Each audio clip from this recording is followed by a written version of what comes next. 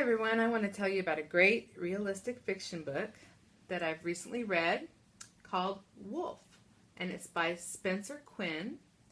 It's a story that has two elements that I particularly love because it's a story about a girl and her dog, which I love, and it's also a story about this girl who is an amateur detective, like one of my favorite characters, Nancy Drew.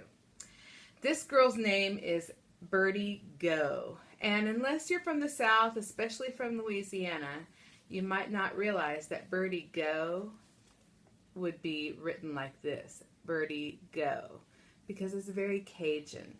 And Birdie lives with her grandmother, and she and her grandmother run a fish and tackle store in the bayous of Louisiana. And the story picks up where Birdie adopts Bowser, her new best friend. And Bowser is great at doing some things that Birdie isn't good, and Birdie's good at doing some things that Bowser isn't good at doing. But both of them love sniffing around and finding out clues. And so that comes in very handy because within the first few days of Bowser getting adopted by Birdie, a mystery happens, of course. And the mystery that happens is that a giant stuffed marlin is stolen from the fish and tackle store that belongs to Birdie's grandmother. And this giant stuffed marlin is a family heirloom passed down by her great-grandfather. And so the local law enforcement isn't very helpful at figuring out what's happening, and so Birdie and Bowser are on the case. And they travel throughout the bayous searching for clues. They have encounters with gators and criminals, and in the end, Birdie and Bowser are pretty awesome. And I don't want to give too much of it away, but I do want to read a little bit of the book for you. So here you go. Okay, so we're going to pick up in part of the story where Blackjack the Marlin has just been stolen. The local sheriff is there trying to investigate, and he doesn't think that one little piece of evidence that Birdie found is very important. But Birdie thinks it's really important, and so does Bowser. And the piece of evidence they find is a cigar butt. And so Birdie decides to use Bowser's keen sense of smell to help them find where this cigar butt might lead. And so we'll start here. It says, "That was it exactly. If my business meant tracking cigar smells, I sniffed at the narrow crack under the door." I forgot to tell you that the point of view of this story is all from Bowser. So Bowser is the narrator. He's the one telling us everything. "Okay," Birdie said, "hang on, I'll get the rope." "Hang on for what? A rope?" She was losing me. But no problem, because with a little push from my snout, that old door opened right up and I went out. "Are you any good at following smells?" "If so, you don't need me to explain how. Pretty simple, really. Smells are like paths, except you can't see them. But who would want to? Smelling being so much sharper than seeing. You just keep on following the smell path you're on, in this case, the cigar smoke path.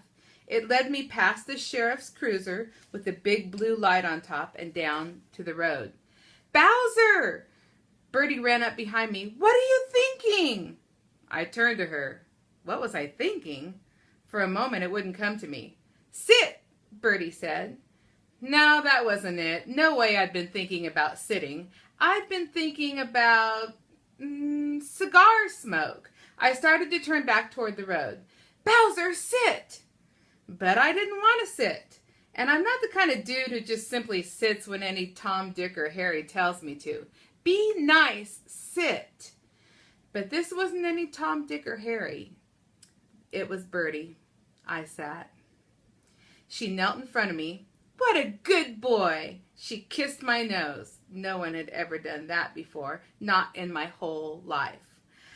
I gave her face the very best lick I could. Bertie laughed and slipped the rope loop around my neck. I didn't mind in the slightest. Well, maybe I did a bit, especially if I thought about it. So I didn't. Nothing easier. We crossed the road.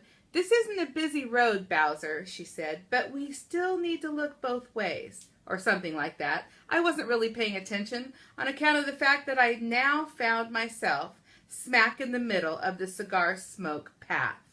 It led me to the dock that ran alongside the bayou and right to a rusted cleat for tying up boats.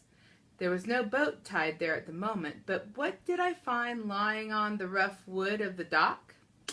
Right by that cleat? If you guessed cigar butt, ashy at one end and chewed at the other, you'd be right. It was a pretty big cigar butt, still bore a gold band. This was the end of the smell path. I stood over the cigar butt and barked. What have you got there, Bow? Bertie gazed at the cigar butt, her eyes opening wide. Wow, you believed me. Believed her about what? I wasn't sure, but I liked hearing her saying it. Maybe she'd say it again. You believed me. Just off the charts. The bayou made sucking noises under the dock. So, you can see that Bertie and Bowser are a pretty good team. And I think that anyone who loves mysteries and loves dog stories will love Woof. And the cool thing about it is that it's part one of a new series. So, if you have students that love mysteries and they love animal stories, this might be the series for them. Thanks for listening.